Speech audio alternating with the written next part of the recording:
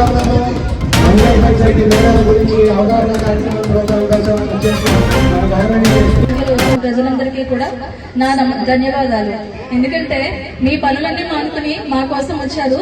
అలాగే అదే విధంగా మేము చెప్పే అంశాలను దృష్టిలో పెట్టుకుని అవి పాటిస్తూ కూడా ఈ సభను జయప్రదం చేస్తారని కోరుకుంటున్నాను.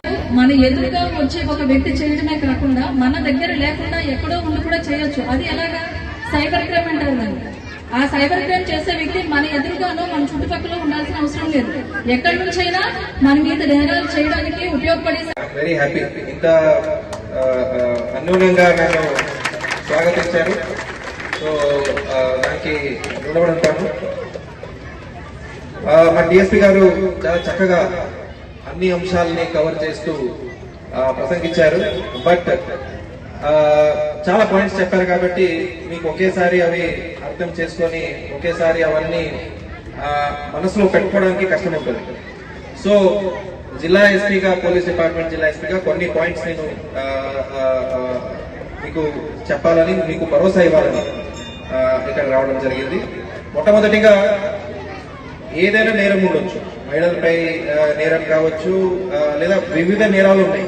అన్ని నేరాలకి మన దగ్గర చట్టాలు ఉన్నాయి. పర్టిక్యులర్లీ మహిళలపై నేరాలు చూస్తే ఎక్కడ ఒక కంపెనీలో పనిచేస్తూ ఉంటారు, అక్కడ నేరాలు జరిగితే పాష్ యాక్ట్ అంటే వర్క్ ప్లేస్ లో ఎక్కడ పని చేస్తున్నారో అక్కడ జరిగితే దానికి ఒక చట్టం ఉంది. పిల్లలపై నేరం జరిగితే దానికి ఒక చట్టం ఉంది, పోక్సో చట్టం.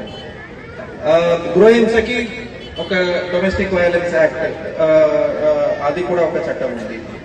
చిన్న చిన్న చట్టాలు కూడా ప్రతిదీ కవర్ చేస్తూ ఉన్నాయి. సో మనకు అందరికీ అవన్నీ చట్టాల గురించి తెలుసుకోవడము, ఎందుకంటే మీరు చిన్నప్పటి నుంచి అది చూస్తూ వచ్చి ఉంటారు. కొన్నిసార్లు అందరూ చెప్పట్లేదు నేను, కొంతమంది అదే చూస్తూ వస్తున్నారు. అది నేరం కాకపోవచ్చేమో మీకు అనిపిస్తుంది. సో పోలీస్ దగ్గరికి రావాలంటే, అరే పోలీస్ దగ్గరికి వస్తే భర్తని అరెస్ట్ చేసి లోపలేస్తారేమో ఆ డౌట్ ఉంటుంది. సో భరిస్తూ ఉంటారు.